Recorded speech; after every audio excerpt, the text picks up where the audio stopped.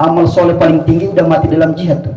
Tapi yang kedua ini juga masuk ke dalam neraka sebelum penyembah berhala. Kenapa? Ternyata dia pergi ke medan jihad supaya dikatain orang, oh hebat tuh dia, hebat tuh dia, supaya dikagumin orang, itu maksud dia.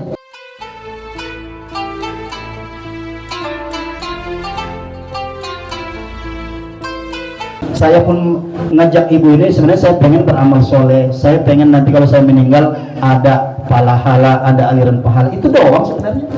Makanya saya sebenarnya senang kalau saya ceramah itu yang hadir ibu-ibu pengajian. Kenapa saya senang? Satu, saya alhamdulillah 90% ikhlas. Ikhlas karena Allah, karena nggak ada motivasi yang lain kecuali mengharap ridho Allah. Beda kalau saya ceramah diundang orang. Jujur ini saya jujur.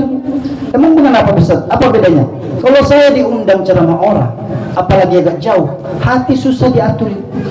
Berapa ya kira-kira amplopnya? Susah diatur. Kadang-kadang bukan cuma saya, istri saya juga ikut-ikutan.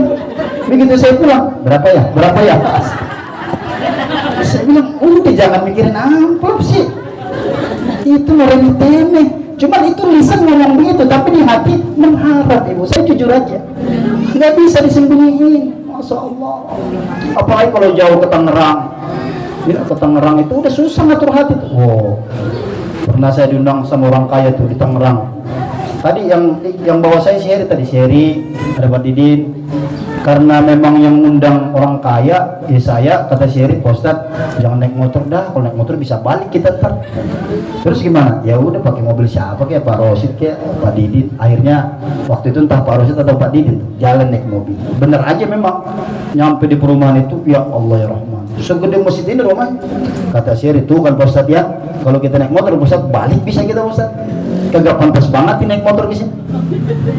Akhirnya nyampe di situ, itu hati udah susah tuh ngaturnya. Ini kayaknya bakal gede nih ngasih, bakal gede ngasih. Kan susah. Saya takut ibu, ada hadis Nabi nanti di hari kiamat ada 3 orang dimasukkan ke dalam neraka sebelum penyembah berhala.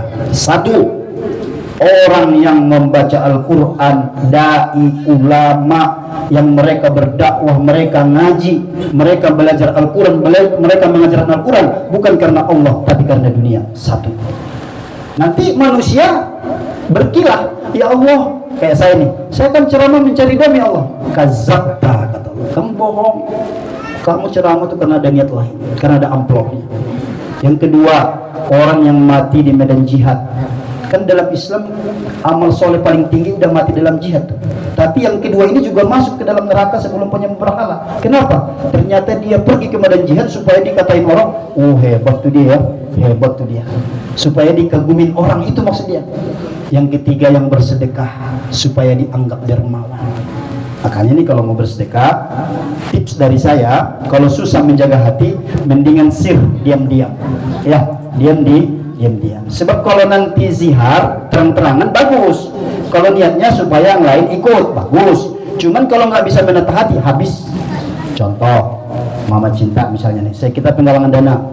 Mama Cinta ngomong sama saya, Pak Ustadz, saya ngasih 2 juta nih, cuman tolong deh jangan disebutin nama saya ya. Oh iya deh Bu, karena amanahnya begitu. Saya iya, tapi semua yang lain kagak ada yang ngomong gitu, cuma Mama Cinta doang. Tapi yang lain semua pada nyumbang. Tiba saatnya saya umumin kan saya sebutin satu-satu namanya. Mama Ainal 150.000, ini 200.000, 300.000, semua disebutin. Yang di samping Mama Cinta tuh bisik-bisik, kok dia kok nggak ada sih disebutin namanya. Mama Cinta dengar, panas juga kuping. Bu, itu yang 2 juta saya Bu, habis, kagak jadi. Padahal tadi udah bagus banget tuh ya. Nah makanya kalau sedekah, saran saya, kalau belum bisa menjaga hati, diam-diam aja, ya, diam. Tapi kalau bisa menjaga hati supaya orang nyontohin, bagus juga tuh, cakep. Nah makanya saya sebenarnya, kenapa saya kalau ibu-ibu rumah tangga itu selalu saya WA, saya ibaratnya tuh kalau bahasa saya tuh, ya saya apa ya, saya timang-timang, saya rayu-rayu supaya itu, karena saya tahu insya Allah Ta'ala ibu datang ke sini, saya menyampaikan ilmu, insya Allah sempurna pahala.